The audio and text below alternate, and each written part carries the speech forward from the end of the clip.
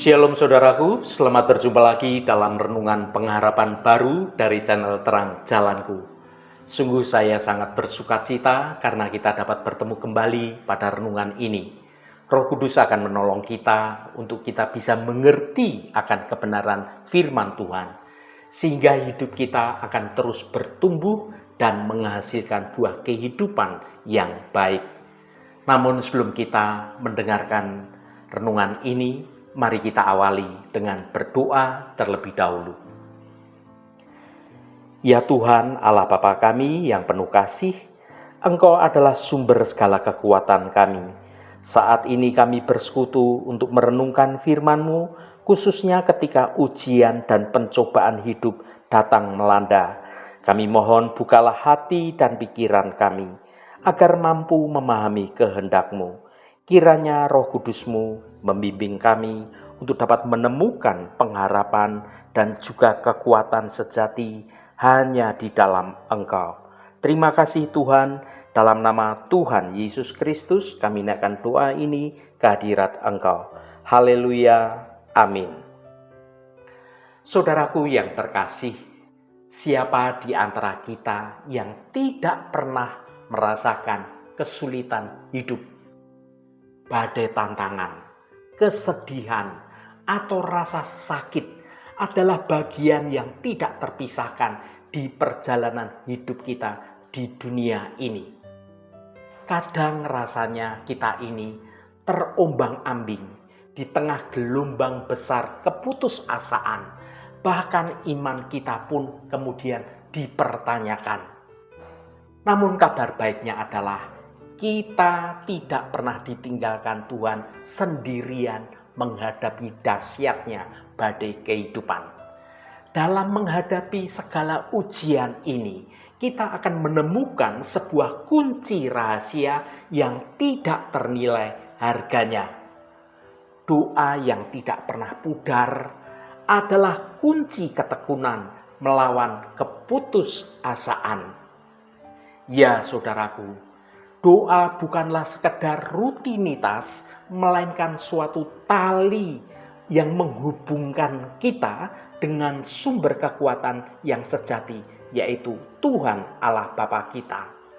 Melalui doa yang setia, kita belajar tentang kesabaran, menemukan damai di tengah badai kehidupan yang terjadi, dan mendapatkan suatu tekad yang baru untuk kita dapat melangkah maju, menjauh dari jurang keputusasaan. Mari kita gali lebih dalam lagi bagaimana kita dapat menjadikan doa sebagai jangkar kekuatan bagi jiwa kita. Mari kita baca Roma pasal 12 ayat 12. Bersukacitalah dalam pengharapan, sabarlah dalam kesesakan, dan bertekunlah dalam doa. Saudaraku, hidup ini ibarat sebuah pelayaran di tengah lautan yang luas. Terkadang kita menikmati ketenangan air yang begitu membiru dengan sinar matahari yang menghangatkan. Namun tidak jarang pula terjadi badai dan ombak yang besar yang datang menghantam dan menguji kekuatan dan juga arah bahtera kehidupan kita. Badai itu adalah ujian kehidupan. Itu bisa kehilangan dari orang-orang yang kita sayangi, soal sakit penyakit, soal keuangan, soal kesulitan di dalam pekerjaan, atau pergumulan batin yang begitu menekan, yang sangat mendalam, sehingga perasaan kita menjadi sangat tertekan. Ketika badai kesesakan itu datang melanda, seringkali kita ini merasa kecil, kita merasa lemah, kita merasa rentan terhadap keputusasaan. Energi kita menjadi terkuras, air mata kita seolah-olah mengering, dan bisikan keraguan mulai menyerang hati kita. Di tengah situasi yang seperti inilah, firman Tuhan datang sebagai jangkar yang kokoh bagi hidup kita supaya tidak terombang-ambing. Rasul Paulus dalam suratnya kepada jemaat di Roma memberikan suatu petunjuk yang praktis, yang luar biasa tentang bagaimana menjalani kehidupan sebagai anak-anak Tuhan yang berpusat pada Kristus. Terutama ketika menghadapi kesulitan yang seolah-olah kita merasa tidak mampu. Mari kita renungkan bersama ayat emas ini di dalam Roma pasal 12 ayat 12. Mari kita baca sekali lagi. Bersukacitalah dalam pengharapan, sabarlah dalam kesesakan, dan bertekunlah dalam doa. Ayat ini bukanlah sekedar 3 nasihat yang terpisah, melainkan 3 formula spiritual yang saling terkait, yang membentuk satu perisai iman melawan keputusasaan. Yang pertama, bersukacitalah dalam pengharapan. Poin pertama ini mungkin terasa kontradiktif. Bagaimana mungkin kita bisa bersukacita saat kesesakan datang? Rasul Paulus tidak menyuruh kita bersukacita karena kesesakan itu sendiri, melainkan kita bersukacita karena di dalam Tuhan, di dalam kesesakan kita itu, di dalam Tuhan ada pengharapan. Pengharapan yang dimaksud di sini bukanlah sekedar optimisme di bidang duniawi yang orang-orang dunia sering menghibur temannya yang sedang berkesusahan dengan dia berkata, tenang, semuanya akan baik-baik saja. Tetapi optimisme di dalam Tuhan itu, harapan di dalam Tuhan itu adalah keyakinan yang teguh yang berakar pada janji-janji Allah. Pengharapan anak-anak Tuhan itu berfokus pada sesuatu yang lebih besar dari masalah kita saat ini, yaitu bahwa janji bahwa Kristus telah menang, bahwa penderitaan saat ini tidak sebanding dengan kemuliaan yang akan dinyatakan, dan bahwa segala sesuatu akan mendatangkan kebaikan bagi mereka yang mengasihi Dia. Ketika kita mengalihkan fokus kita dari masalah yang sepertinya terlihat besar, kemudian fokus kita alihkan pada besarnya janji Tuhan, maka sukacita kita yang sejati akan muncul dalam hidup kita.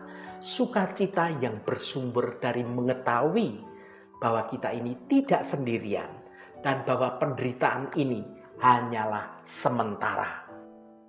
Yang kedua, sabarlah dalam kesesakan. Ini adalah rahasia kesabaran ilahi.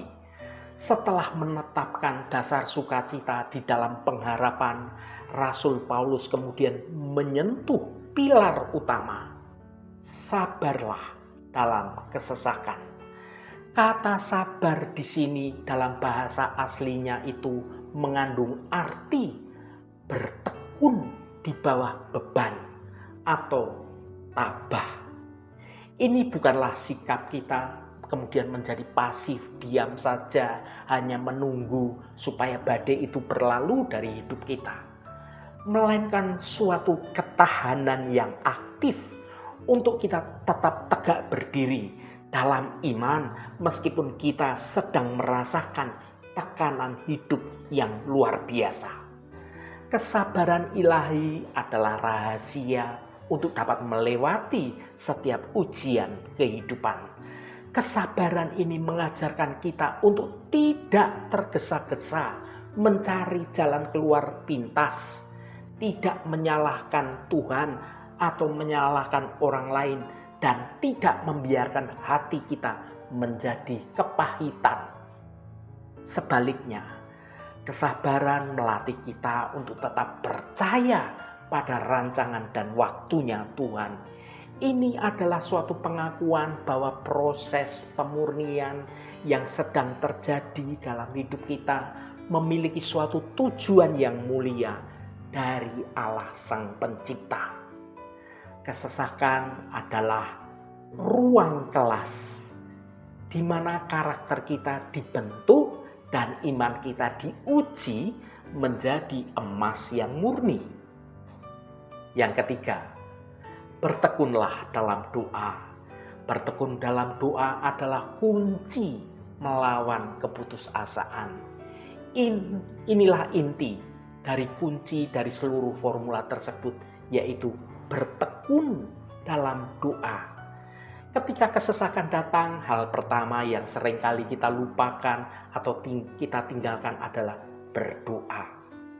Kita merasa terlalu lelah. Kita merasa terlalu sibuk memikirkan masalah yang sedang terjadi, atau bahkan kita terlalu kecewa untuk berdoa berbicara kepada Tuhan. Padahal justru di saat seperti itulah kita seharusnya lebih bertekun di dalam doa. Doa yang bertekun, yang berarti berdoa dengan gigih, berdoa dengan terus-menerus, adalah jalur komunikasi yang tidak pernah terputus dengan sumber kekuatan kita. Doa itu mengubah sudut pandang kita. Saat kita berdoa, kita ini mengundang kuasa Roh Kudus untuk campur tangan dalam hidup kita, bukan hanya mengubah keadaan, tetapi yang terpenting mengubah hati kita, mengubah cara pandang kita. Doa adalah pengakuan kerentangan. Doa, bertekun dalam doa, kita mengakui bahwa kita ini tidak mampu mengatasi kesesakan dengan kekuatan kita sendiri, tetapi hanya oleh kasih karunia Tuhan. Doa adalah mematahkan rantai keputusasaan. Keputusasaan berkembang dalam kesunyian, dalam isolasi diri kita, seolah-olah kita ingin selalu menyendiri. Doa adalah tindakan memberontak melawan keputusasaan. Sebuah tindakan iman yang menyatakan, aku mungkin jatuh, tetapi aku akan terus memanggil nama Tuhan. Doa adalah nafas rohani yang menjaga api harapan kita terus bernyala-nyala, bahkan ketika dunia di sekitar kita terasa gelap sekalipun. Saudaraku yang dikasihi Tuhan, jika saat ini engkau sedang berada di tengah badai kehidupan, ingatlah Roma 12 ayat 12. Bersukacitalah bukan karena masalah itu, tetapi karena di dalam Tuhan ada pengharapan yang baru. Sabarlah di tengah tekanan yang ada, karena Tuhan sedang menyempurnakan karaktermu. Dan yang paling penting, bertekunlah dalam doa, sebab doa yang tidak pernah pudar adalah tali penyelamatmu, suatu kawat yang menghubungkan antara kita dengan surga, dan itu adalah kunci ketekunan yang akan memampukanmu melewati badai yang tergelap sekalipun, hingga engkau melihat fajar kemenangan yang dari Tuhan. Haleluya, Tuhan memberkati kita semua. Mari kita tutup renungan ini dengan berdoa. Ya Bapa di surga, kami datang kepadamu dengan hati yang terbuka. Saat ini kami mengakui bahwa hidup seringkali penuh dengan ujian dan kesesakan yang sangat berat. Kami mungkin merasa lelah dan hampir putus asa. Namun firman-Mu hari ini mengingatkan kami supaya kami tetap bersukacita dalam pengharapan dan bersabar dalam kesesakan, dan terus bertekun dalam doa. Tuhan, berilah kami anugerah untuk selalu melihat pengharapan yang Engkau sediakan. Ajarilah kami untuk bersabar ketika badai hidup menerpa, agar kami tidak tergesa-gesa atau menyerah pada keputusasaan. Kuatkanlah kami ya Roh Kudus, agar doa kami senantiasa tidak pernah pudar. Biarlah ketekunan dalam berdoa menjadi kunci untuk terus maju dan berdiri dengan teguh melawan segala keraguan dan segala kelelahan. Biarlah kami menemukan suatu kekuatan yang sejati hanya di dalam Engkau. Terima kasih Tuhan, segala hormat, pujian, dan ucapan syukur hanya bagi Engkau, Allah yang kudus. Saudaraku, bukalah hatimu dan tengadahkan tanganmu. Terimalah berkat Tuhan. Tuhan memberkati engkau dan melindungi engkau. Tuhan menyinari engkau dengan wajah-Nya dan memberikan kasih karunia. Tuhan menghadapkan wajah-Nya kepadamu dan memberikan damai sejahtera.